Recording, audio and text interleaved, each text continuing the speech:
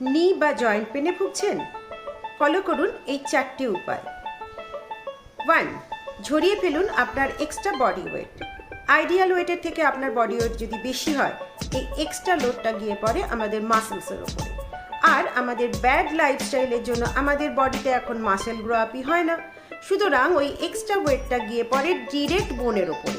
ক্ষতিগ্রস্ত হয় আপনার নি বা জয়েন্ট। 2. Intake enough protein. আপনার ডেলি ডায়েট প্ল্যানে প্রোটিন ইনটেক করুন বেশি বেশি করে, এতে আপনার মাসল গ্রো আপ হবে খুব তাড়াতাড়ি। 3. Weight training.